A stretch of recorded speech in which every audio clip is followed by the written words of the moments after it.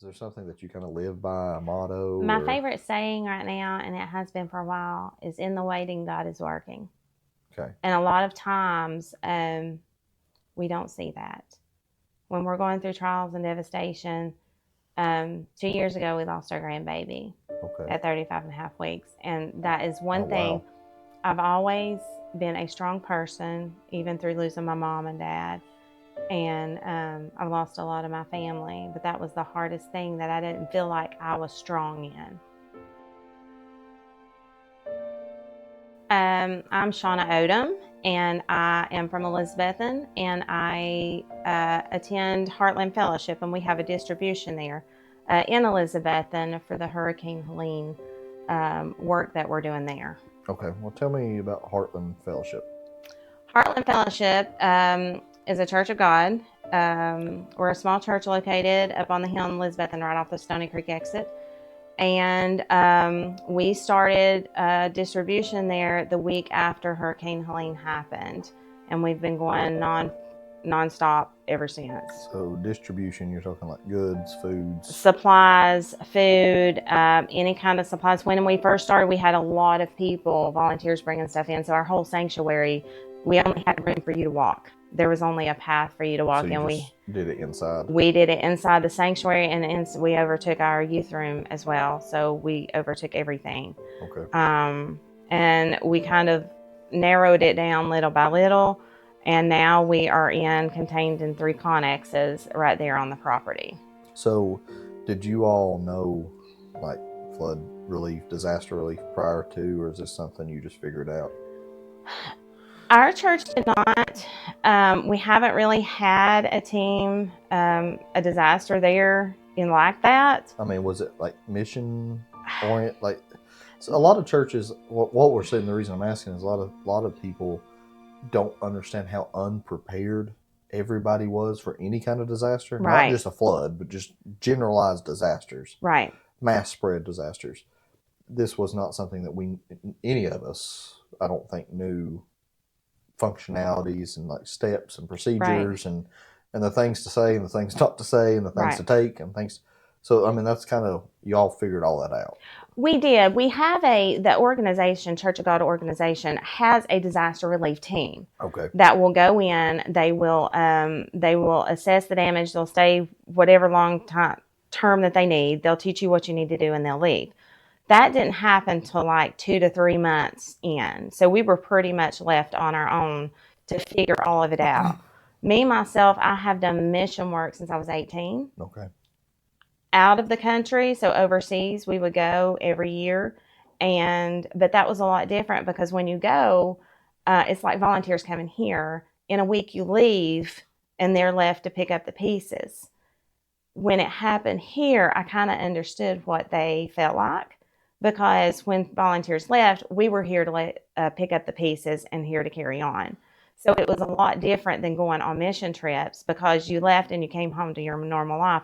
This became normal life for us. How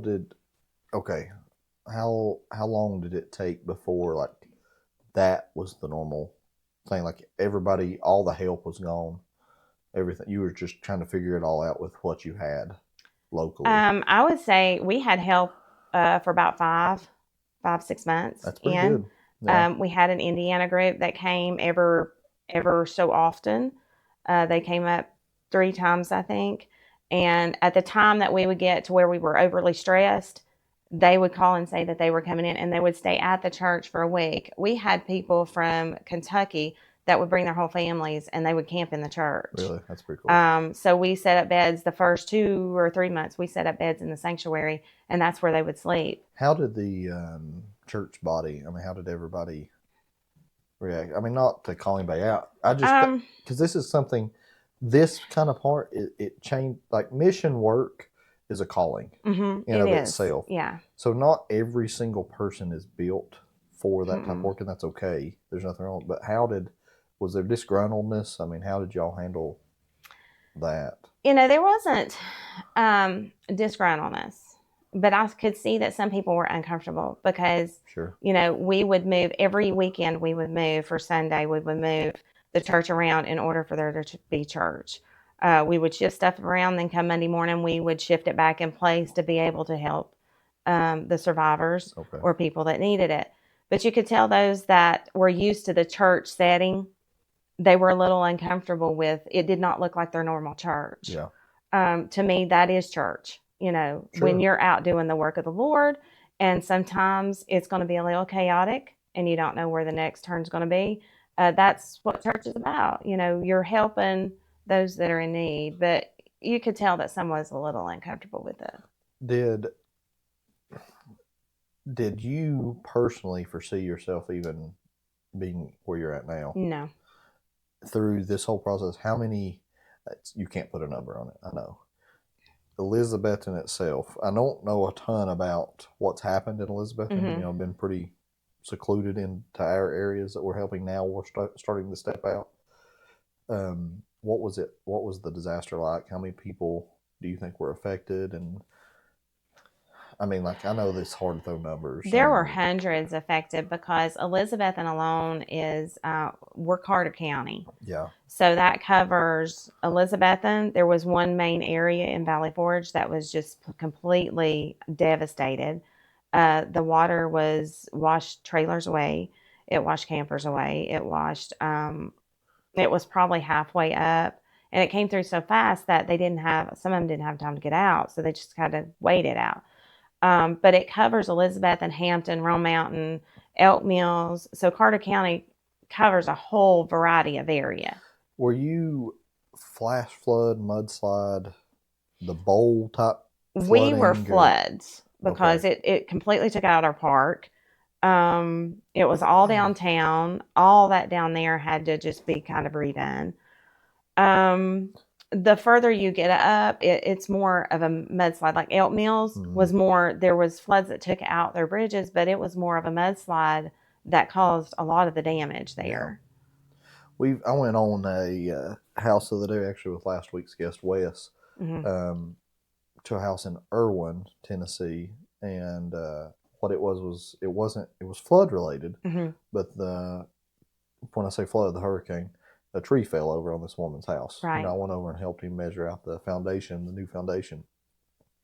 Like, it's stuff like that I feel like is kind of getting forgotten about maybe. Are you finding more of that stuff now? Like, are people kind of coming forward to you all and saying, hey, we've had all these issues and nobody's really helped?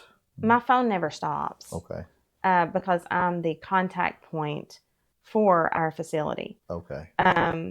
We work with a lot of teams, and including Wes and April. We work with a lot of teams because they're the rebuilds, they're the heavy equipment, they're people who can get campers. So we're kind of the contacts in between. But we are having a lot of people who have waited, that we're seeing who have waited or who have fallen through the cracks. That's a big one. And what has happened with a fallen... Hold on, when you say waited, it's like they've waited on everybody else to get help, and then they come down and get help. And it's mainly older people is what it is. Just somebody's worse off than them, and they think... Yeah, they think that they might need it. Yeah, they might need it better than they do, but then they live there for a long period of time with mold growing, and they figure out, I need to get help on this because I can't afford to do it. That's a lot that what we're seeing. Even in the Avery County in North Carolina, right across the line, we'll still get calls from them. Just now, after almost 8 months, they're calling for help when they haven't even applied for any help available, and a lot of that help's gone. It's gone now. Yeah. So we're doing the best we can with limited resources to help. When you say resources, what resources are we talking? Outreach resources. If Samaritan's Purse can help, we'll outreach to them. But if a lot of those big organizations are gone, then we'll just have to, kind of reach out to donors to see if we can get monetary donations or campers or something like that supplied to where we can help these people get into a safe place to stay. It almost seems like what you're saying is one of the missing links is somewhat like that network, like building, so that's kind of been one of our biggest goals in this whole endeavor. Is we've said from the very beginning is find the gap. What keeps coming up that the gap is kind of like that connecting piece. Like all this stuff's out there. All this Right. help's out there. Right. There's a missing connection. So what's funny to me is, and tell me if you've seen this, is like you've got case management, right? Like people that's all they're doing is case managing. Well, they're only as good as the list that they have. Right. And then on top of that, you go into some of these backwood mountain areas, these people still have never had a cell phone or never had a phone. They still walk to the grocery store. You know, like that legitimately is still there. So those people have just kind of got forgotten, not because of lack of caring or lack of empathy, but just the resource to get to that person's not there. Right. Is that something you still see in Elizabeth? I do. I think the missing link is where we had so many volunteers coming in and these organizations coming in, like the Tennessee Baptist. They do great work with the list that they have. But if their time is up and these projects that these people or volunteers are working on, when their time is up, do they pass that list on of the ones that they did not get? Or do they just leave and the ones they didn't get kind of keep falling? It seems like those same ones just kind of keep falling through the loop. And then they get this mentality, well, I haven't got help now, so I just guess I'll try to do it on my own. Why do you think that happens? I don't know if they know who to pass it on to. Okay. I'm not sure why that happens. I don't think any of us can say that. One thing I do know is that I don't think we all work together enough with the bigger organizations that's coming in. I think that needs to be a closer connection with the long-term networks that's set up in each county. We need to let them know what we know, the people who we know, and see if we can, get that help out that's available. You know what kind of caught me on you say that now? So like I'm on the Washington County long-term recovery group, and like I think that the long-term recovery group, the idea is a really good idea. I think that the functionality and the structure sometimes is hard. I think what ends up happening is because we've got so many, it's pretty wild, really, the area that we live in, and how many people have either jumped in like with the church or just said, hey, okay, we're going to rebuild these houses or do these things. Right. It's almost, it's not pride. It's not that, but it's kind of like this lack of communication between larger organizations, smaller organizations. It's almost like the larger organizations don't necessarily care what the smaller organizations are working on, and I don't think it's that. I don't think so. I can tell you the people that have been here from these even Red Cross places like that, they care. I mean, they have feelings. They care about the people. I just think it's a disconnect from it's corporate. It's anything that's corporate. The disconnect from their higher echelon, like the high settings to the low settings. I think that disconnect is pretty big. And then coming from them, and then you've got counties that are setting up their own long-term recovery groups. Like this whole thing makes sense, but then when you actually get your feet on the ground, it doesn't work. And like I think that is something that's a struggle for everybody. Right. It's not. I don't think it's just us. I think I know it's not just us now. I'm talking to you. It's everywhere. And everybody that's doing everything, if they've chosen to step in and say, hey, I want to lead a long-term recovery group, they're at much of a disadvantage as everybody else, because they don't know the knowledge of the little tiny home that's being built in Irwin. Know?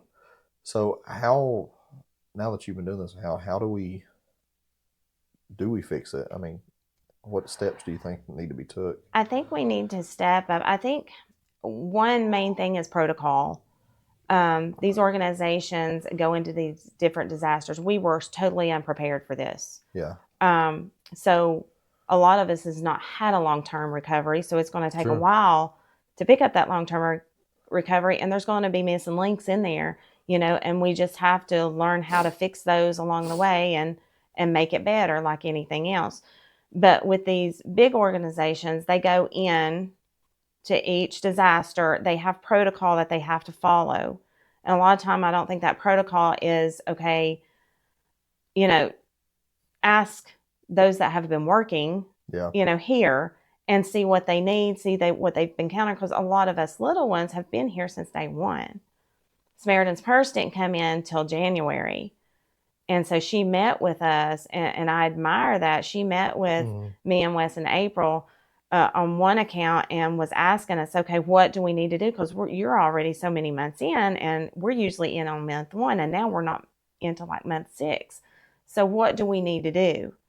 And I think that's what they need. They need to touch base with people. And then people need to step up out of the communities and say, hey, this one needs this one needs that. I mean, everybody needs to help. Somebody needs to take charge. But I also think you have a lot of people migrating in from different places.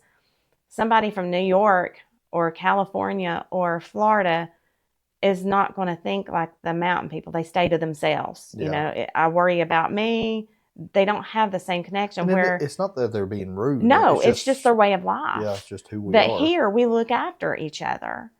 But those that have moved in here, they don't have that mentality. But if they do, I think we would be further along than we would, and there would be nobody left behind needing food and water and stuff like that. There's no reason at 7-8 months now that we should have people that need food. No, we shouldn't. I'm not putting that on the people. That's not their fault. I mean, there's a disconnect, and that's what's scary sometimes is like when I sit there and think, and we get phone calls or voicemails, and we try our best to get back to every single one of them, but sometimes it's just so many. Right. That people still asking for food. One of the how many in Elizabethton, how many churches set up like what you're doing? I mean, is there a bunch, or is it pretty much you? It's pretty much us. And I mean, it's like everywhere. Like I'm sure there's people that's doing stuff that we don't see. Yeah. But what what we talk about our team is why are people driving by 7, 8, 9 churches to get to us? You see what I'm saying? It's like this is I think this is the issue. The underlying issue I think that we're having is people are in need. They've got a church, or they've got a nonprofit or an organization or a community service that's 2 steps down the road. They drive right by them to come to somewhere else to ask for food because that person's not engaged in the community that they're already a part of. Right. That, I think, is the fix. Well, my thing is, and this is what I truly believe, if the community does not know that your church is there, then you're doing something wrong. Oh, yeah. Because you have to be, in order to be the hands and feet of Jesus, which is straightly scriptures, you have to be engaged in your community, whether it's out talking to people, whether it's offering food, whatever. You put yourself out there. There was a chaplain that called me from Johnson City, and my name is on our food bank in our website. And he said, I got your name from the Billy Graham website, which connects with the Samaritan's Purse, and there was a Hurricane Helene effort. There was only 2 churches in that area, and he needed help for a family that was located in Hampton. 2 churches that was listed on that website. That should not be. Yeah. And ours was one of them. And it was because that we had spoken to Samaritan's Purse, and we had talked to them, so they put our contact information on their website. They've been building the network. Right. Yeah. So he had 2 places to call out of all these churches to contact that family in Hampton that needed help. What I've told people, I said this from the very beginning, and it was kind of disheartening, and I'm gonna say it. I mean, somebody will get mad, but if you have a church, if you had a church, and I say this, and I know there's disheartened people across the country that have issues with church, corporate church especially. If you have a church that was in an affected area, and your pastor was nowhere to be found, you do not have a pastor. You have an employee. Right. I mean, and that's true. It's a heart problem, and I mean that nicely. I do. Not really. I don't know. Kind of. It's just an issue that we're having, and I think that like that's part of the issue with people in church. Like there's this structure, and it's like people even at your church, y'all are doing incredible, and then there's still. It's not that there's an issue with those people. It's just this kind of stigma that church is a certain way. And whenever you read the book of John, and you look what Jesus did, or Yeah. you look what Paul did, or any of them really. But I mean, Paul and then Jesus, those two walks through time. If you look at, it was not a corporate, No. pretty. I mean, It was not in the organized pews. No, whatsoever. the what was it that I said? I heard a thing today. Actually, I was listening to another podcast. Dysfunctional. Can't remember, but it's basically, it says you have to be dysfunctional to become a master. Mm-hmm. Like you have to kind of learn the disorganization to get good at it. Mm-hmm. And like now, it's this, like we were kind of doing all this stuff, super broad. Mm-hmm. Now we're like narrowing, our efforts, trying to figure out, are you all doing the same thing? Yeah, we are narrowing it down a lot. Our supplies are no longer your phase 1 supplies. Yeah. All that's narrowed down to, we are focusing on, we're still getting campers and advocating for campers because there's still people needing those. Okay. Especially explain that. Okay, so right now, I think we've got our area pretty much taken care of, but there's also people in Kentucky and West Virginia and Virginia. So we've extended our network out to help anybody that's, and really, I think that, once we give them connections, that area should be taken care of, but they're not. And it goes back to the churches, I think, not doing what they're supposed to do, really. And I hate to put it that way, but churches really need to step up. Yeah. That's what you were called to do. And so we've been taking campers into West Virginia. 3 of the ones we got yesterday or this week, they went into West Virginia because there's still people there that are suffering. A lot of those areas are very poor areas, and when that flood came through, it just made it 10 times worse. And I think there was already a gap. Yeah. Like a poverty gap. Yeah. I mean, there was already that in there. those areas. Yeah. And now it's just kind of opened it up. Yeah. So it's really bad now. Do you all now, and you don't have to, but do you all have a like follow through plan with the campers? Like, is there like a plug in, or is that something that maybe is needed, or if somebody like has a heart for that? Some will return those. Yeah. But some of the campers that are donated, it's probably going to just be good through one family. Well, what about the family? Like, is there like these people a lot of times have lost everything, even their whole property. Right. Like, is there steps that people are taking? Because the issue I've always had with campers, and I've been vocal about this one, it's a very short-term fix. It is a short-term to fix. A long-term issue. Right. And so is there a follow-through that's kind of happening within organizations? The Miracle of Life or River of Life Network, with Michael and Deidre, they are the ones that handle that. Our facility, what we do, just because we don't have the committee or volunteers to work with that, they have the volunteers to follow through with all that. What we do is the campers come to our facility, we clean, we stock, we pressure wash, and we get them ready to go. Okay. So we let them handle all that because what's next? What's next? And my main focus now is, since the supplies are dwindling down, I connect people.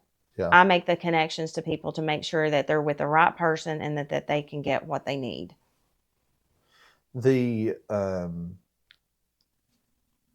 So the steps that are being put in place by other organizations, I feel like that part is what like a lot of people don't see, is that we have 100 organizations doing stuff, and each one is kind of owning a lane. And I think that's for me, that's the incredible part of what's going on is this like what we've always said. I've said this even on here, is like, I know houses, like I know construction. We're not building houses. You've got organizations that their whole structure is rebuild. You're right. Why recreate the wheel, find that gap, right, and fill it. So how long do you expect all of this to go? I mean, I don't know. It's like, the Elk Mills area, we keep going back to that. There's a lot of them that, their wells still need to be cleaned out. They still have a lot of issues going on up there. There's still roadways that you can't get in. to people's homes. And now with um, the bridge rebuild that the Tennessee and North Carolina had passed that law that you need an engineer there. Yeah. That's going to prolong that process, and that's going to put an extra expense if these people don't come in and do it for free and volunteer. That's going to put an extra expense somewhere. Okay, explain the issues because I don't. I understand that they passed the law. Right. I understand the general concept of having an engineer do a bridge. I do understand why you do that, Right. but I don't know if I can grasp the nature of why that even was implemented in the first place. Like why it wasn't there and then now it is, and after a disaster at the worst time. I don't know, because I can understand it for a major bridge or a Yeah, major roadway, but there are tons and tons between North Carolina and Tennessee of bridges and roadways that people still cannot get into their homes. So why would you implement that when these, volunteers are coming in from all over and can put those bridges and roads back temporarily where people can, just get access to their home? Why would you do that? And I don't know. what I have no condition? I idea. mean, what were they like prior to? I mean, were they? I mean, what are some of these bridges like the old wooden bridges and stuff like that? Or were they all like concrete, metal, Some of or them had culverts in them. My nephew's family is from there, in Elk Mills. Some of them were wooden bridges, but a lot of them had the culverts in them. okay? So for the water to run through. So So it was just the big culvert tile yeah, and the rock on yeah. top. So I don't really understand why we would need to I, recreate the I don't wheel. either, unless there's a reason behind it. I Yeah, don't know. But the most important part that I see is, these people need to get back to their land. yeah, We're 8 months in. How long is their house going to be sitting there before it's salvageable? sure. Or how long they going to be Well, I mean, stuck on the other side? at 8 months with water damage. Right. So, I mean, I don't know. What is the? What's the number on that? I mean, I know you can't give me exacts, but I'm not sure what the I mean, number is it is. five, tens, hundreds? I think there's between 50 and 100, maybe Really? more. That's a lot. I mean, that is. I mean, you got to go into Banner Elk. You've got Yeah, to go that's true. Minneapolis. Yeah. Yeah, I mean, that covers a whole range of supplies, all of Avery County. And then you go down into Burnsville, where we were delivering supplies down there into Burnsville. We went down there for a while, and we worked with Chainsaws for Christ. yes, And the area where he was set up was, I mean, it was awful. It was devastated. There had been no work done, and he just shut down like a month ago, because the people on the land that he was started to rebuild back. So he had to close sure. down. But from his place on up, it was awful. Every bridge through there was taken out. And So now we're stuck. impeding the process a little bit because of these permits. Yes. And so, are you finding engineering firms and stuff that are willing to help, or is it That part, I don't know. I don't even know if they've gotten that far on that. okay? But just my thought is, that whole rebuilding or the roadway. I know Wes and April went to the meeting on that, but that whole thing is a little bit, that's not in my area. Yeah, But I do know if they don't come in and do it as a volunteer work, that is going to add extra cost. that's a huge cost, and It we're is. already running out of FEMA. I mean, people are FEMA money, county money. living on it. The people don't have any money that they're fixing Yeah. their home. How can they pay an engineer Well, to redo the see, bridge? I've actually been told this is like, why is there no insurance, and how did you know? The insurance companies didn't know to, like in a hurricane Mm-hmm. in Florida, it's covered by insurance because you pay specifically for hurricane insurance. Like flood insurance isn't going to cover it. Like Right. they've got that stuff wrote in. But hurricane insurance, you pay for it, but it's expensive. Right. But it's just part of living on a coast. Mm-hmm. Like you just expect Right. a flood at some point in that house's life. Mm-hmm. Here, I mean, you couldn't have imagined Mm-mm. just the amount of damage. How did you get into the? Because I mean, from what I'm hearing now, is you've got a lot of knowledge about this type of stuff, and you're in it. Was this something that you? I mean, you had a heart for, or you just jumped into and just started swimming upstream, or Like the any of it? Flood, disaster, organization? my heart was in missions. Okay. So, like I said before, I had done it since I was 18. So, to jump in a disaster, there was no thought to it. Something happened, I had to do something. We had to get involved as a church. And at the time that this happened, and you're talking about pastors earlier that's not involved or that are missing. At the time this happened, our pastor was in a wheelchair. And so every time supplies would come in, he wanted to know, and he was right there. He couldn't do much, but he was right there. That's awesome. Making his presence right there and helping in any way he could. I had no second thought about doing this. And right now I have to continue until everybody is taken care of. I can't take care of everybody, but I may put you in contact with somebody who can help. Yeah. And that's where I'm at now. But I mean, there's a lot of sleepless nights with this. There's a lot of nights that I cannot sleep because my mind doesn't shut off. But, it's something that I feel that I have to do. It's inbred in me. It's a desire within me, and I feel comfortable in that area. So I feel that's where I'm supposed to be. How does that makes sense? How does it affect your home life, family? Has it affected it? Not really. My housework. Well, that's sure. Kind of left dormant. We pick up the pieces, and my husband's really good. He's in construction. It's actually through this flood. It happened September 27th. From September 27th to the end of October, through that period of time, there were so many things that happened that increased my faith. Okay. To where it taught me that God was in control, because on October 31st, my husband had a fall. He's been out 6 months of work. Wow. So I've been complete flood work for that whole entire time, and God has supplied through the whole thing. So if anything else, it showed me that no matter what you go through, God's in control and will provide anything you need. So it's just been, he's been able, because of that fall, he ended up having 3 surgeries. But through that, he has helped with the housework and stuff like that, because he had shoulder surgery. True. And then ended up having knee surgery, which was already scheduled before the surgery, the shoulder surgery. So he was able to help with the housework and stuff like that. And then I have an in-home bakery that's been non-existent for the past 8 months. So I'm going to assume, though, you don't see that as a coincidence. I don't. Yeah. So okay, so I'm going to ask it kind of outside looking in. Okay. Right? Like somebody would ask me, how can you see struggles that happen, falls, out of work, as a blessing?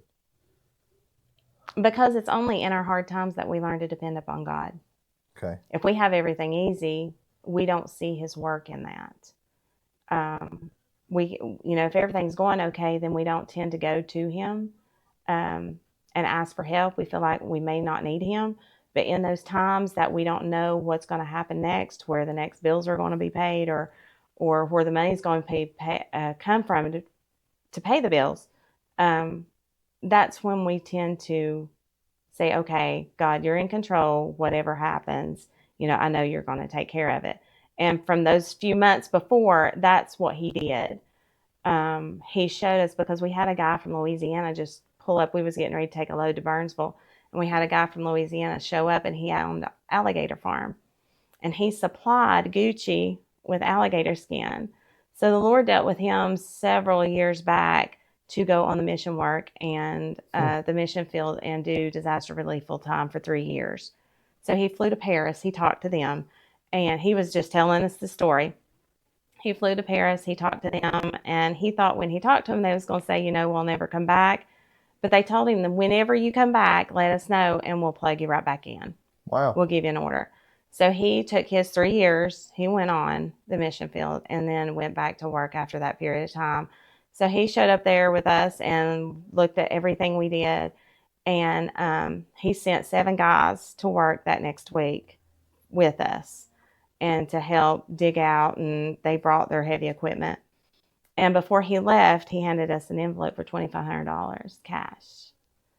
And then when they come back, he told us he had us a check and that the guys would bring it with them. When they did, it was $15,000. That's crazy. So, that right there showed me that no matter what happens, no matter what disaster you're in, God's going to supply everything you need.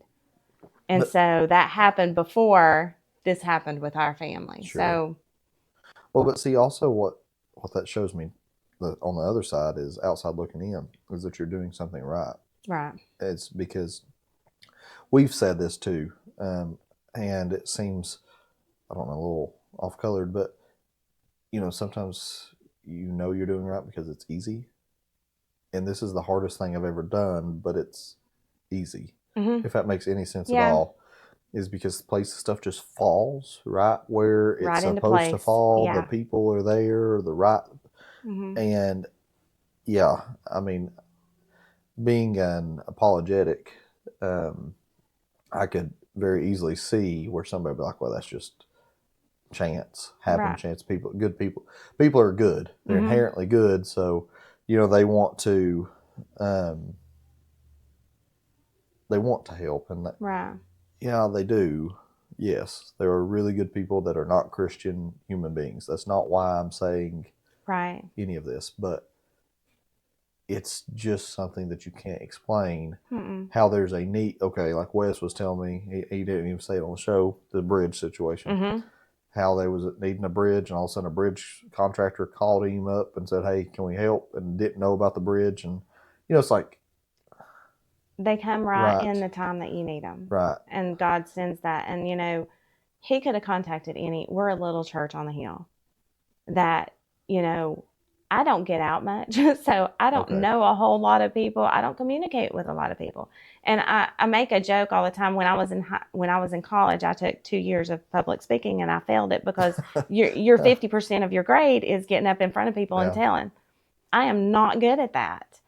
And so, I have all these people calling, and I'm the contact person. So God's given me the opportunity to talk to all these people that I would never have gotten to talk to.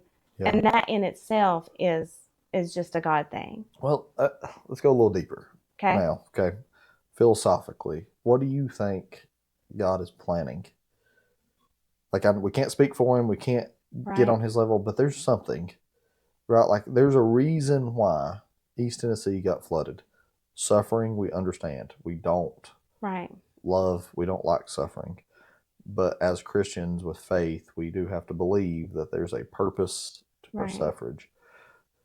Like, I feel like there's an awakening, there's a revival, something, because of what it's just kind of like brought all these people that are like-minded out of the woodwork and put us all together.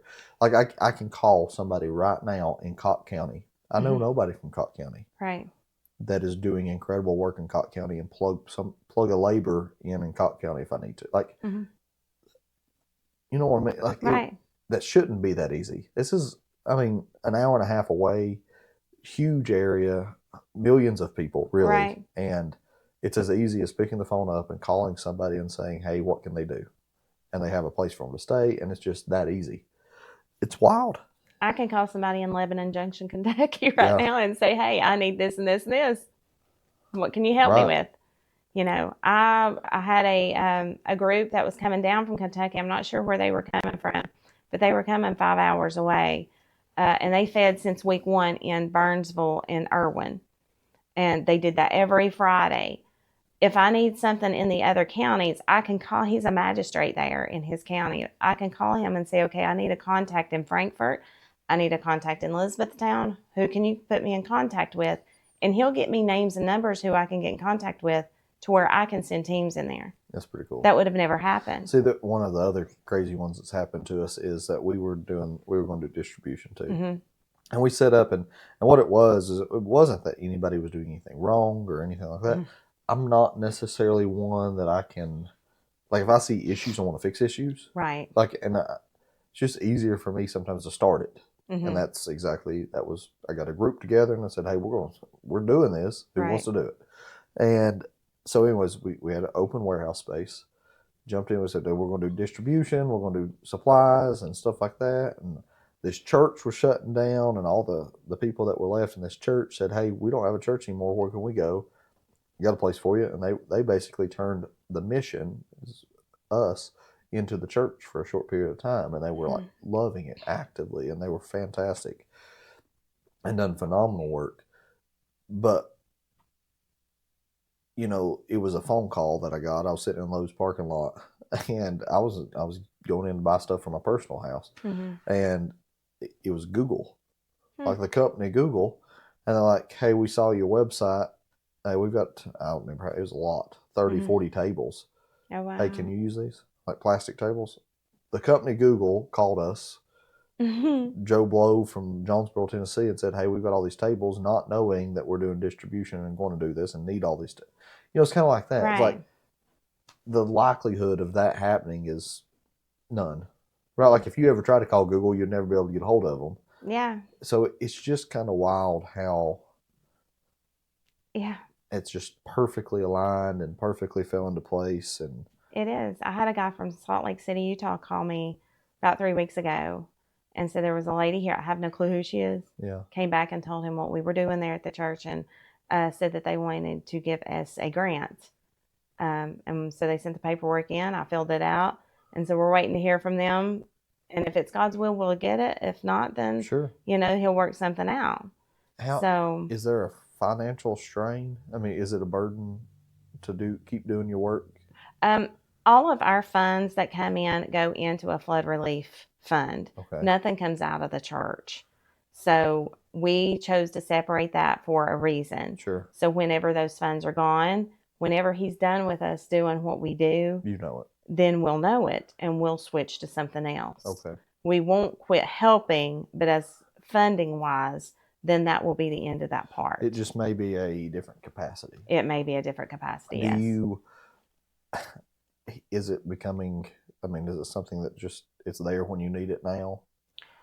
Can you tell that it's changed any 8 months later, or like funding wise? Oh, yes. Yes, there is not as many funds that come in at all. We had a lot of funds coming in the beginning, and sure. So yeah, it's changed a whole lot. What is the financial stuff? What do you do? How do you use that?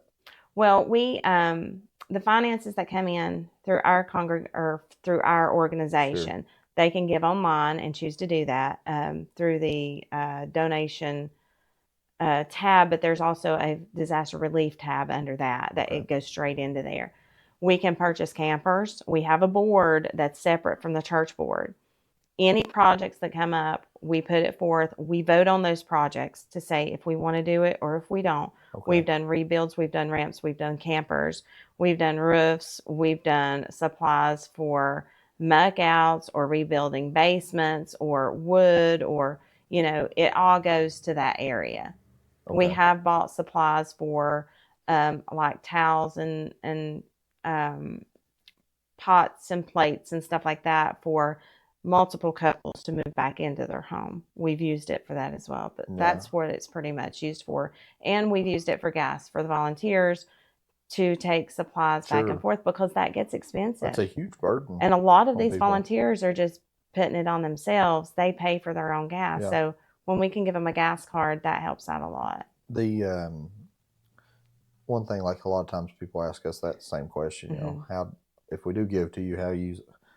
Like, it's not that I can't give you an answer. It's like, where do I start giving you the answer? We use it in so many ways. And if they want it directed in a certain area, we will do that. Yeah. But in general, we may have to wait a little while for that area to come up. Well, we ask, if you don't care to allow us to be the stewards. Right. That's the easiest thing. But we've had people give for a camper specifically in the very beginning. And again, I told you my hesitancy about campers. The other thing too is like furniture. We've had, we work with Appalachian Service Project. They send us people that need furniture. We've got a bunch stored in the warehouse. They come and get what they want, but maybe it's a special need or something like that, and we have to go buy it, get funds for that. We had a Christmas toy giveaway last year. pretty wild. 75% of it came from an adjacent city that had absolutely nothing to do with flooding. 70, Oh. and we had over five, I can't remember the numbers now off the top of my head, 550, 560 people Wow. come through for all these toys. It was Mhm. a massive day. And 75% of the 73% was from a city that had nothing to do with flooding. Mm. The gaps are there. Right. But there was a lady there. She had kids. She said, I don't have a Christmas tree. That was something we didn't even think about. Christmas toy giveaway to have trees. Right. And so we gave one of the volunteers a card and said, hey, take her to Lowe's and buy a Christmas tree. Hmm. You know, it's like, I don't know. But Right. that was a decision that we made right there on the spot. Let's use some of this Right. money to make these Christmas good. Right now, we've got one that's coming up. We've actually done an interview with him, but he was a flood victim that washed out of his house. ASP's building his house. We're buying the furniture. Something that we've not thought about was he lost his lawnmower. Yeah. He's an elderly man push mowing his yard right now. Yeah. So, you know, we're asking people to help us buy a lawnmower. Right. Stuff like that. That came up 2 days ago, and now we're saying, yeah, we're going to buy a lawnmower. Yeah. We're trying to do like a 1 year party in Cobb County to help them bring awareness, and it's just wild. I mean, it's just, I guarantee you somebody out there wants to help. They don't know how. You just get plugged in somewhere. Yeah. That is the Somebody, key. it is. That is the key. And anybody that you have on the podcast or any of these organizations that's just putting in there, plug into those or ask. Yeah. It's like that chaplain called us. I told him, he said people in his congregation wanted to help, but they didn't know how. Yeah. And so I told him, I said, get your groups together. I have people to plug into. And we can plug you into people and to groups to help. You Yeah. just have to make the effort to reach out. Well, it was like this week, April. I think you even knew who it was. They come down out of Michigan, that group, you know, and they called, and April sent it. She sent it to me, and I talked to them. They're like, hey, I said, hey, what we've got through the mission stuff that we're working on, sheetrock, paint, those type of things, right? And we were like, and she's like, yeah, we really want to do like framing. I said, well, Washington County's fairly past that point, right. Most houses, and the ones that are fairly well taken care of with larger organizations. So I just started calling around, and all of a sudden somebody needed a framing crew to help the Amish build a frame. 2 days prior, she called and I said, just stay on my property. And they had this like cool school bus that they decked out. Yeah.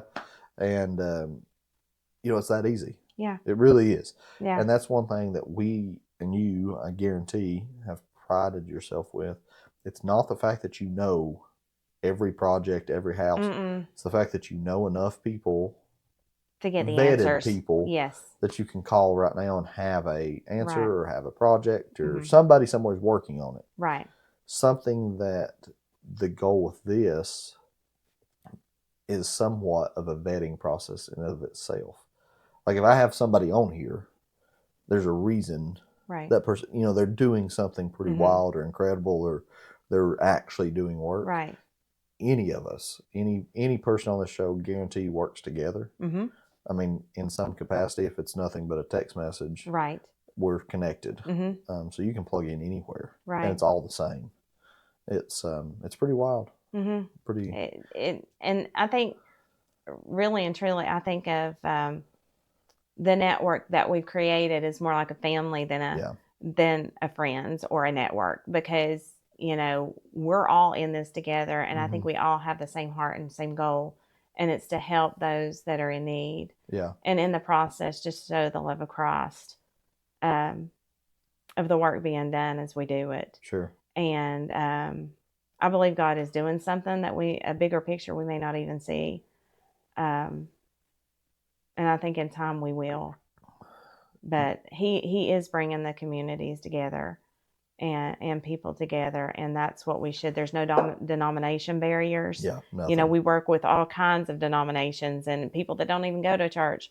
There's no barriers there. We just have one goal. Yeah, we've had people ask us the same things, like, hey, you're faith, yeah, we're faith-based, absolutely. Yeah. But we've also had people call us and want to help that's agnostic and atheist. Like, it doesn't matter. I mean, have no idea what God's plan is through that. None. So I mean, just Yeah. stop being so close-minded. You know, like I mean, it's a bigger picture. Don't close the door that God's opening. Yeah. So, What do you think that after flood, after all this, are you going to go back and just start baking, or can you? I mean, I don't know. It's really hard. I've started baking some, but it's really hard for me to focus on that because my focus is on the flood relief. is that focus or like an inner? Maybe the desire has Yeah, changed. Um, I have orders I have to get done because that's what helps us financially. sure.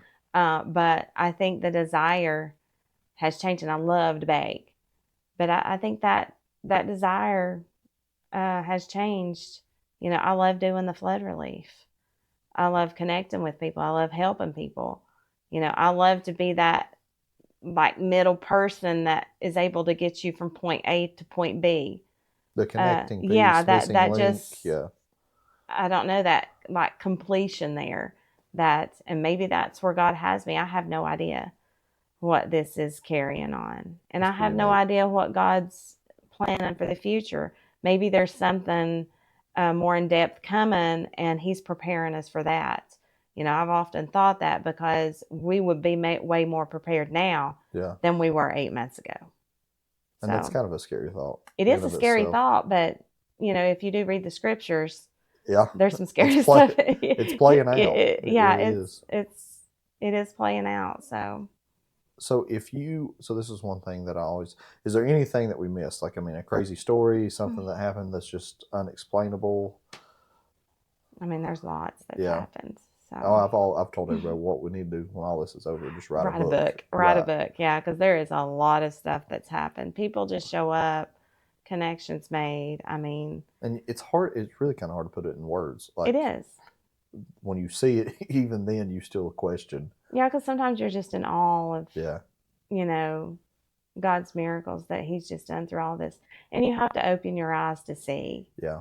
You know, if you never open your eyes to see Him, you can just say that's coincidence or whatever. But, you know, there's some things there's no explanation. God just did it and that's it. Yeah. And it is So, that easy. yeah. The something I always ask everybody to do, kind of catches people off guard. A lot of people don't make it all the way to the end of all the videos. You know, sometimes hours, a hard time to see it, so they don't know this prior to coming Right. on. I always ask everybody if you could tell one person to somebody. There might be just one person listening that you've learned over your entire life. What would that one thing be? It might be a saying, a Bible verse, or I mean, get up off your chair, go to work, or I mean, it could be anything. Is there something that you kind of live by, a motto? My Or favorite saying right now, and it has been for a while, is in the waiting, God is working. okay, And a lot of times we don't see that. When we're going through trials and devastation, 2 years ago, we lost our grandbaby okay, at 35 and a half weeks. And that is oh one thing. wow, I've always been a strong person, even through losing my mom and dad. And I've lost a lot of my family, but that was the hardest thing that I didn't feel like I was strong in. okay, that's a hard time. How did you handle that in the moment? It was really hard because I could not help my son. I could not help my daughter-in-law. There was nothing I could do. Yeah, They had to go through that grief and pain themselves, and only God could help them. I trusted God the whole time because I could not move forward without Him. That was really hard. A year later, they had a son.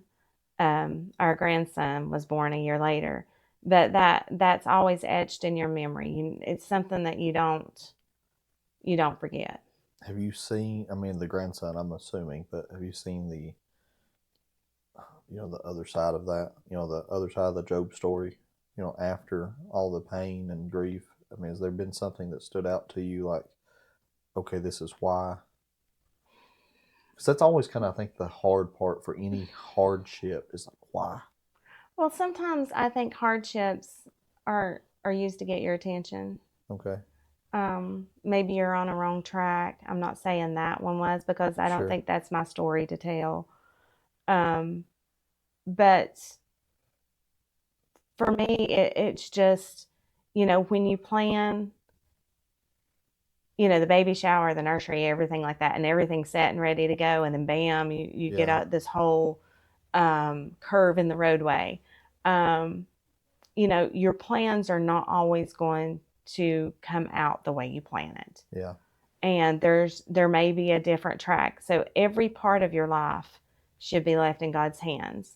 And whether it goes your way or whether it don't, in the waiting, while you're waiting, God's working. In the waiting of Job, God was working, We didn't through the see whole it. thing. He didn't see it. He didn't But see it, but he never gave up on God yeah.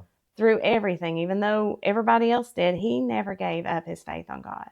He was always faithful, and he always trusted. So if there was one thing I had to live by, it's that.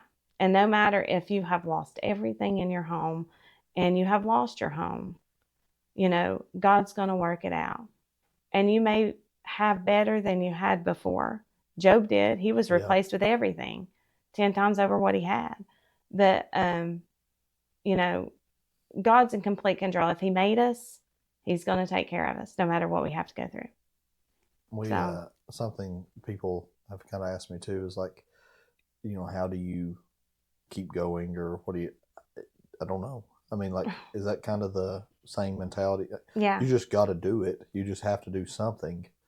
Is that the kind of where you're at? You just got to go, and you can get down and out, and you can, when I lost my mom in 2015, that was a rough patch because I had taken care of her and dad both.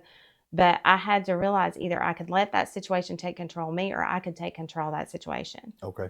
And in anything, you actually had that moment, like, yes, where you discussed that with yourself and your. Yes, because my anxiety got so bad. I didn't want to go out. I didn't want to do anything. All I wanted to do is cry. My emotions were taking over my whole being. Okay. So if I wanted to function and be there for my family, I had 2 kids I still had to take care of. Also had a husband, also had a job. If I wanted to fulfill that and do what I was supposed to, I had to get control of those feelings. Okay. So we can complain and we can whine and we can pout, or we can get up and do something about it. And that's where we have to come. Losing everything you have is hard. Losing a spouse or a child or a parent is hard. But you're left here to live on, and you have to overcome those feelings. And it is not easy. But you have to overcome to the point to where you have to live on your life, because God, you're here. God still has a purpose for you. Yeah. And you can't do it if you're buried in your grief and your pain. There's a Lindsay, she actually was on here, and she lost a baby, and she was talking about, like, she says, like, it's okay to go close to the dark. Mm-hmm. Just don't stay there. Don't stay there. Like, that's what I think we miss a lot of times as Christians. We're like, absolutely not. Don't even. Right. Why are you talking negative? It is okay to have these bad thoughts and these hard thoughts, and to be mad at God and cuss God. And, I mean, just he never turns you away because of that. It's the fact that you stay there. Right. Is the sin that you're living in. And, like, there was a guy, we were doing distribution at Cherry Grove, and it was just, I was on the news and said balls to the walls. Like, they were asking me, like, what it was, and everybody here and all my friends and stuff, they give me a hard time for it, but it's like, that's what it was. Right. I mean, it was just absolutely balls to the walls. It was just wide open all the time. And there was a guy pulled up, my wife helped him, and he lost everything. He asked for like 2 cans of food and a couple bottles of water. He said, there's more people that need more than I do. Couldn't even get into his house. And I mean, tears just poured out of his eyes. And, it's unbelievable to think that there's still people that's lost everything still right now that's got that mentality. Yeah, it is. And I think it's those kind of people that have learned not to take things for granted. Yeah. And that have grown up a different way than society now. Right. I do think you're right. I do think it's that older generation. It is the older generation. I can live on the very little, and I think it's the older generation that thought that they could make it on their own, and now they're coming down out of the woodwork and seeking for help. And there's a limit, I guess, to everybody's suffering, stubbornness. Yes, yes. There was a guy. One more story. There's a guy. He was a Purple Heart veteran. The entire road to his property no longer exists. So he doesn't even have a driveway, a road to his, you know what I Yeah. mean? Like it's all gone. Water lines, everything. It's now just rock, riverbank. And his house was gone. Mhm. And he's a stubborn guy. I mean, nice as, but he was just stubborn. You could Right. tell. And we showed up, and he says, "I don't want help. I don't need nobody. I mean, just leave me alone." And then you get talking to him, Purple Heart veteran from Vietnam, and all this stuff. And it was a nice house too. But this was the first house he ever owned. Mm. But he literally told me this, and I truly believe that this was his mentality.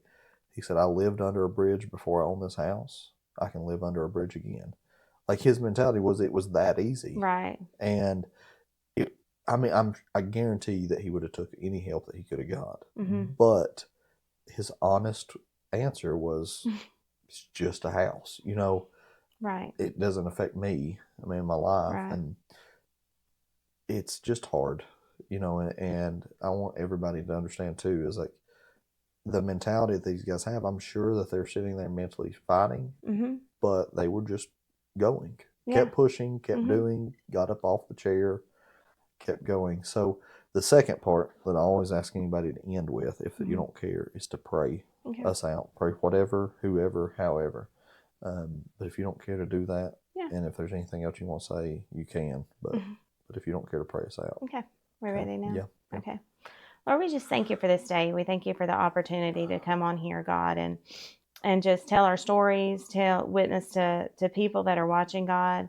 Lord, I just ask you that if there's anybody out there, God, that needs you, Lord, or that needs help during these flood and disasters, God, that's hit, God, that you would have them to reach out to us, God, that we can help them get the resources that they need. Lord, it's not only the natural resources, but the spiritual resources as well, God. Lord, we just thank you for everything you've done through this, the connections you've made. Lord, the families you've brought together, Lord. Lord, both naturally and spiritually, God. Lord, I ask you to lead us and guide us in the way that you want us to go from here on out, God. Lord, just prepare the way before us that we can travel through, God, and just work everything out before we get there, God, that we can meet the needs of those that come to ask for help. Lord, we ask you to bless this day, God, and we thank you for everything. In your name we pray. Amen. Amen. Amen.